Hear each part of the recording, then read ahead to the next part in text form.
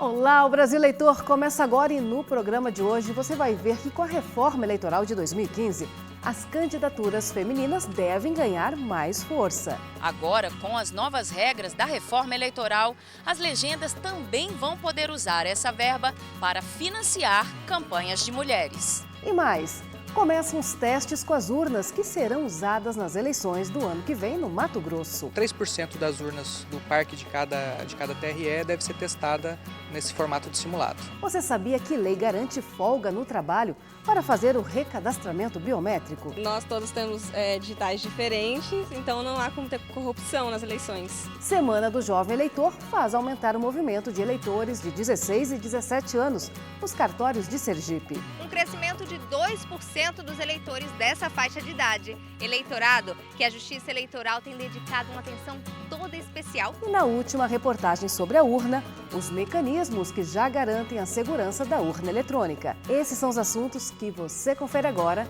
no Brasil Eleitor.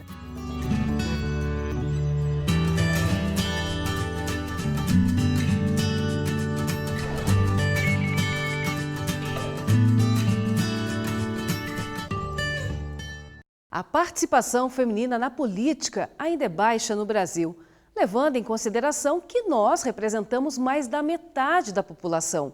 Apenas 9% do Congresso Nacional é formado por mulheres. Na série sobre a Reforma Eleitoral 2015, você vai ver que para incentivar candidaturas femininas, os partidos vão poder usar parte do fundo partidário para financiar as campanhas das mulheres.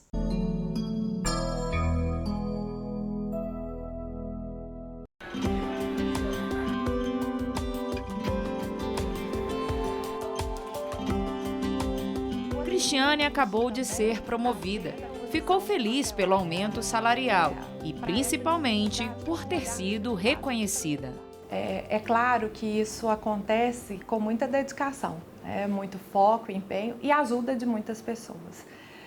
A minha carreira, claro que não foi uma carreira, não digo que foi uma carreira fácil, foi uma carreira de muito estudo, de muita superação, de sair do interior, de vir para a capital, de conquistar um espaço na capital.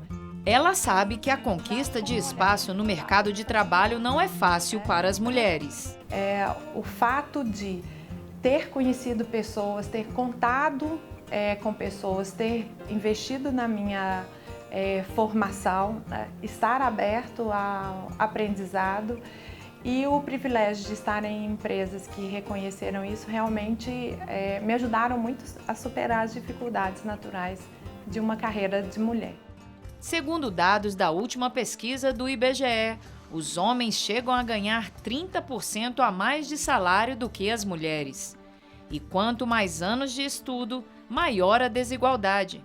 Mulheres com 12 anos ou mais de escolaridade ganham 66% do rendimento masculino. Vamos pensar que melhores cargos nas organizações são dados aos homens.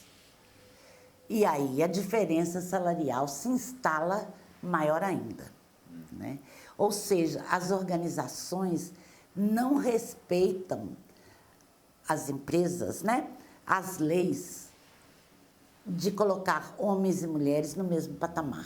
Na política, a situação das mulheres também não é simples.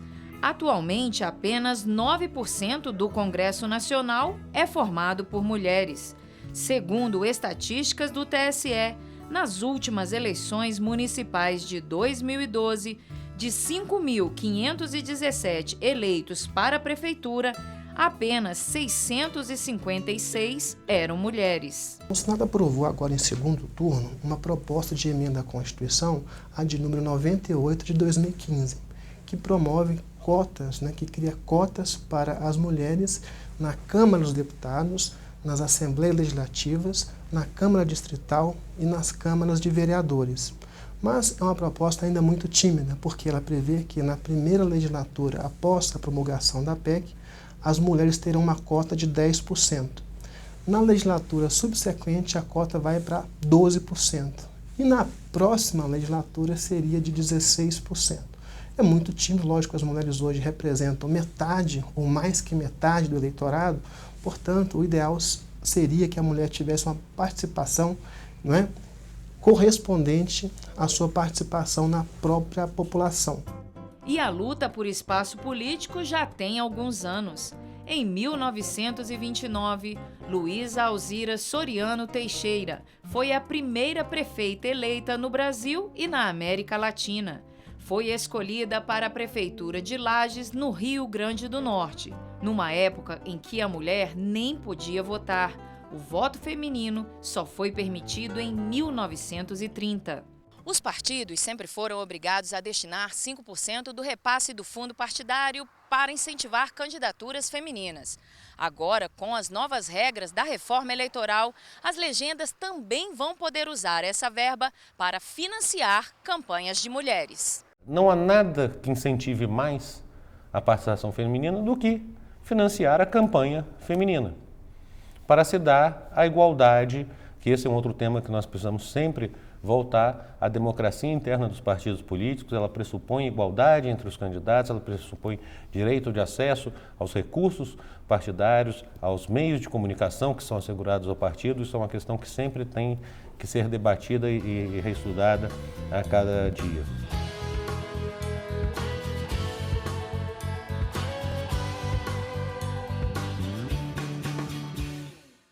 No próximo programa, você confere na última reportagem da série sobre a Reforma Eleitoral 2015 como vai ser a emissão do voto impresso logo após apertar a tecla confirma da urna eletrônica. A mudança foi aprovada pelo Congresso Nacional e já passa a valer nas eleições de 2018. As urnas eletrônicas que vão ser usadas nas eleições do ano que vem já começaram a ser testadas no Mato Grosso. Os técnicos verificam vários aspectos dos equipamentos para saber se está tudo em ordem para a votação. Vamos acompanhar.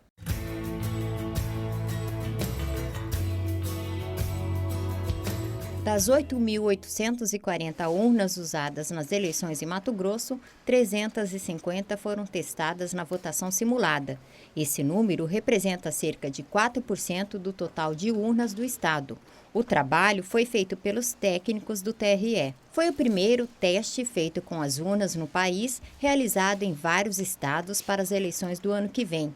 O foco do trabalho dos técnicos foi o hardware das máquinas, que é a parte física da urna. A gente liga ela às 8 horas da manhã e fica durante 10 horas ligada e a gente verifica se existe algum problema, se ela trava.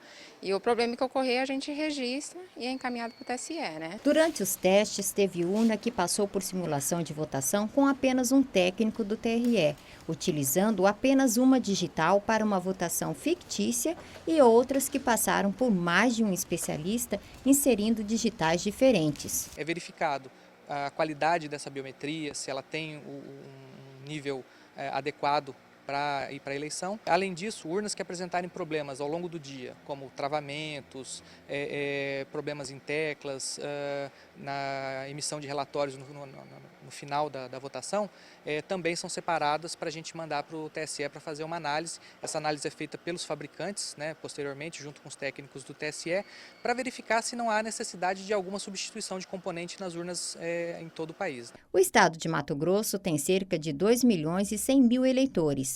Pelo menos 80% votaram nas duas últimas eleições usando a urna eletrônica. Na última eleição, nenhuma urna precisou ser substituída pelas de lona. Para o presidente do TRE, este tipo de simulação é importante para tornar o processo eleitoral ainda mais rápido e transparente. Com isso, a Justiça Eleitoral busca garantir o perfeito funcionamento dos equipamentos no dia da eleição. É mais uma segurança que oferecemos ao eleitor.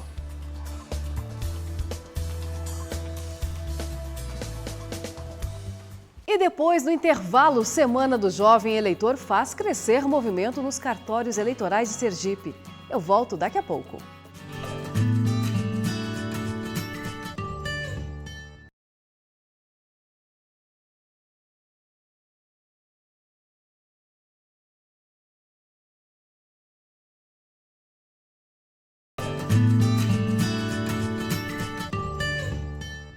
Você sabia que, pela lei, todo eleitor tem direito a tirar folga do trabalho para fazer o recadastramento biométrico?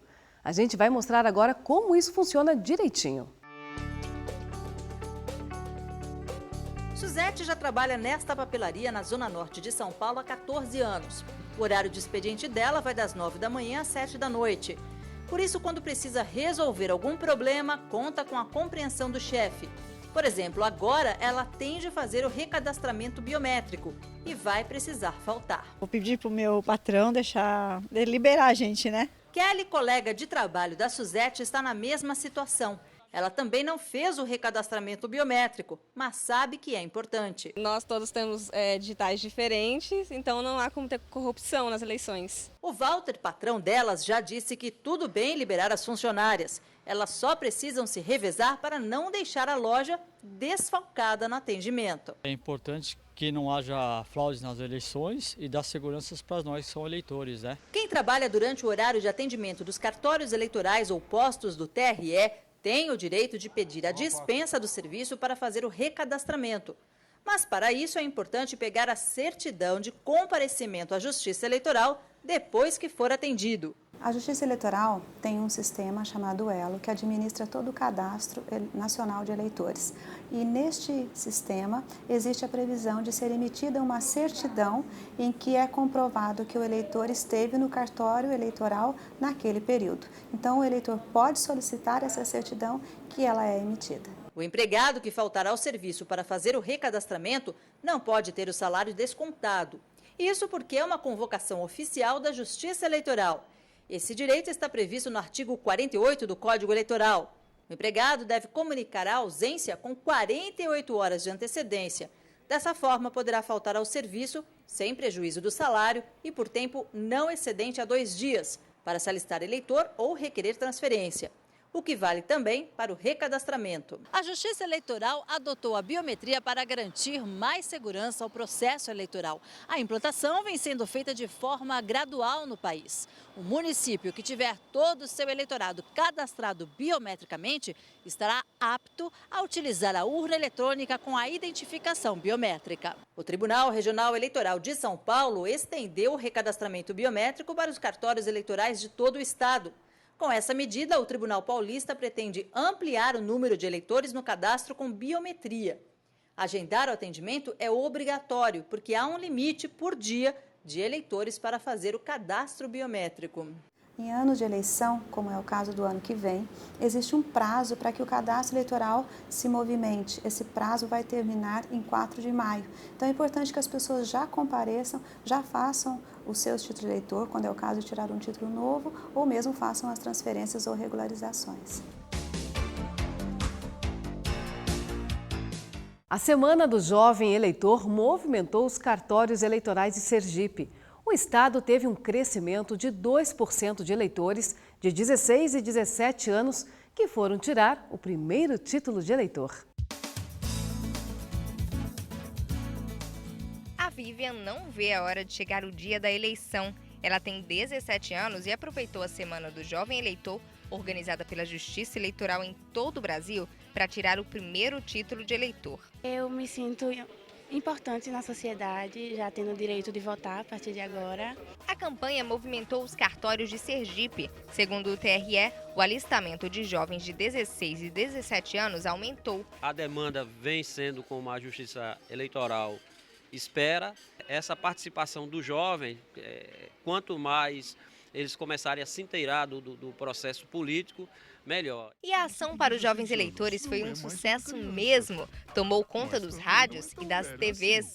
Se você tem 16 anos, já pode escolher o seu destino. E as redes sociais também não ficaram de fora. Os memes se espalharam, chamando a atenção para a semana de alistamento. Foi muito interativo, o jeito que eles quiseram chamar nossa atenção para essa semana e que eles realmente conseguiram, com um anúncio mais atual, interativo. O estado de Sergipe tem 1.476.000 eleitores. Após a Semana do Jovem Eleitor, 29.492 são jovens de 16 e 17 anos. Um crescimento de 2% dos eleitores dessa faixa de idade. Eleitorado que a Justiça Eleitoral tem dedicado uma atenção toda especial aqui em Sergipe. Particularmente aqui em Aracaju, nós já participamos de ações junto com a USES, né, União Sergipana dos Estudantes Secundários, né, do projeto Se Liga 16. O Luiz tirou o título quando tinha 16 anos. Ele fez questão de participar do processo democrático desde cedo e é tão envolvido com a eleição que decidiu trabalhar como mesário voluntário. O jovem de 16 anos, ele hoje, com essa gama de informações à disposição, com a internet e tudo isso, o jovem tem plena capacidade de fazer suas pesquisas, de fazer suas consultas, de conhecer seus candidatos, seus representantes e de ter esse preparo. Agora, o que esse pessoal quer mesmo é ir às urnas. Eles já sabem que o importante é votar com consciência, pensando no bem comum. Agora é um momento de saber observar tudo o que acontece no cenário político do país, para saber votar com consciência. A maioria dos jovens não se interessavam muito pela política, não procuravam saber. E hoje em dia isso está mudando muito. Os jovens estão se interessando mais, as escolas estão preparando para um ser crítico, para participar mais da política, tirar o seu título de eleitor cada vez mais cedo, para participar e exercer um direito que muitas pessoas lutaram para que hoje nós pudéssemos votar e participar da política como participamos hoje.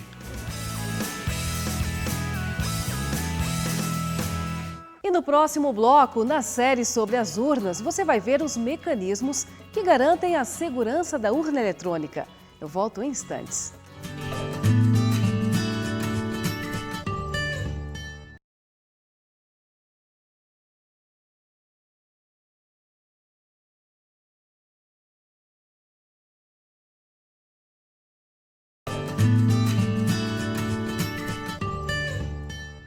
Na última série de reportagens sobre a história das urnas, o Brasil Eleitor vai mostrar os mecanismos de segurança da urna eletrônica. E são muitos, viu?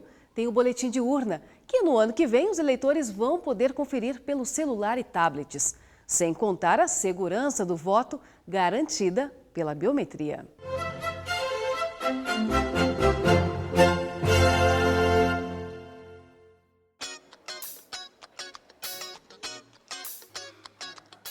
É só digitar o número do candidato e apertar a tecla Confirma.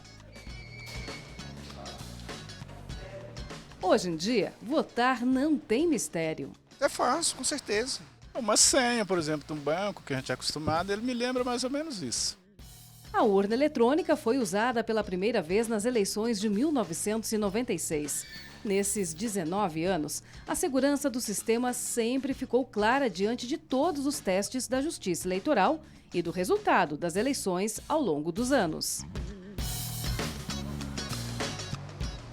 Mesmo assim, o PSDB entrou com pedido no TSE para fazer auditoria no sistema eletrônico de votação usado. E, mais uma vez, ficou comprovado que não houve adulteração no sistema de votação, apuração e totalização dos votos nas eleições gerais de 2014.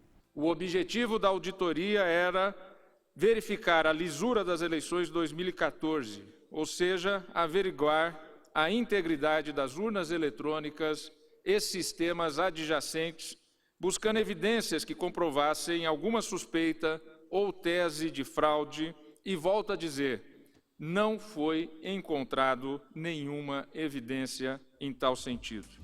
A partir do pleito de 2018, as urnas deverão emitir um comprovante do voto. A medida faz parte da Reforma Eleitoral 2015.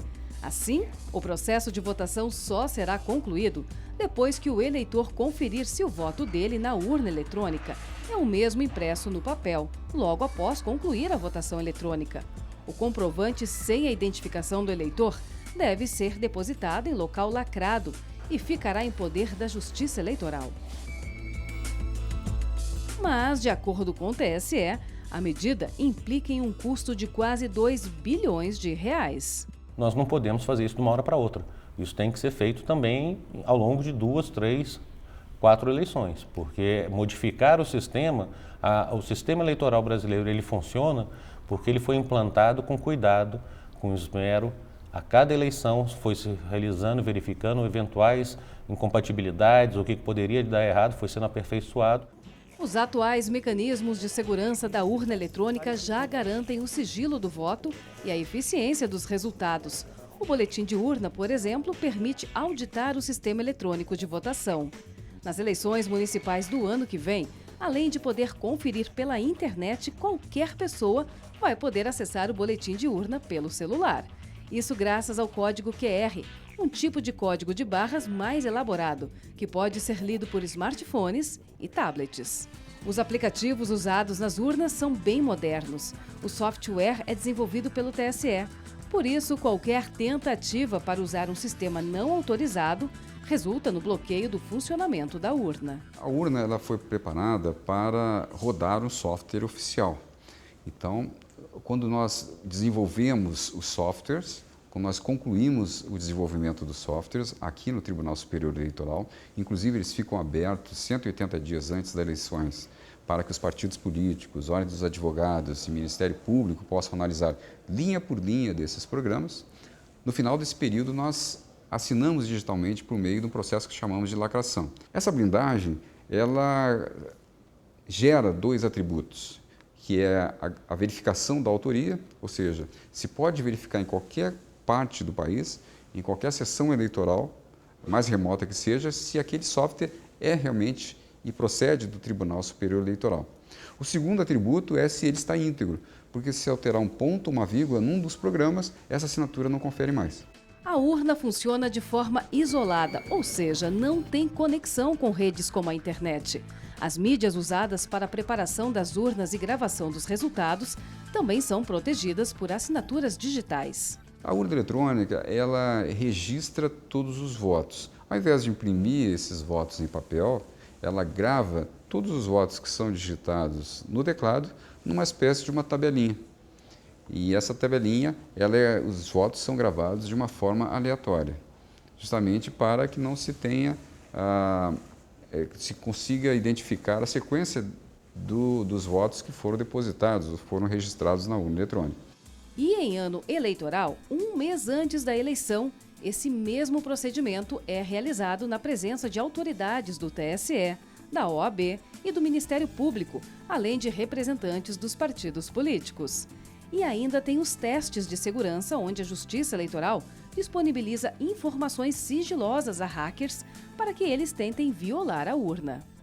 Esse arquivo ele foi submetido a um teste de segurança e que tinha o objetivo de quebrar o sigilo do voto, ou seja, vincular o eleitor ao seu próprio voto. Então eles conseguiram reordenar, ou seja, colocar esse é o primeiro voto, o segundo voto, o terceiro voto e o quarto voto. Mas não conseguiram quebrar o sigilo do voto, ou seja, vincular o eleitor ao voto. A biometria também é uma forte aliada. Em 2014, mais de 21 milhões de eleitores foram identificados por meio das digitais. A tecnologia torna inviável a fraude na identificação do eleitor.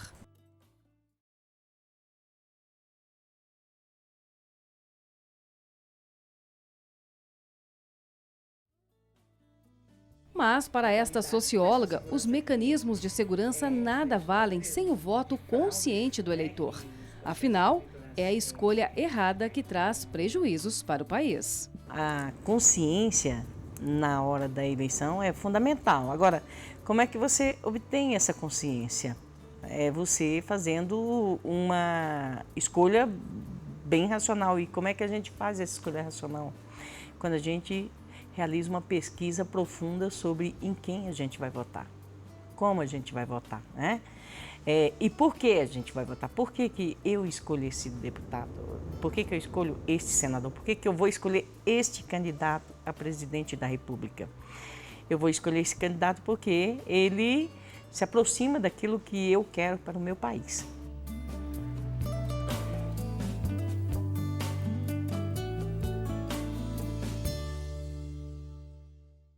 E o Brasil Eleitor acabou. Para quem perdeu uma parte do programa de hoje ou quer rever este ou os outros programas, basta entrar no canal da Justiça Eleitoral no YouTube.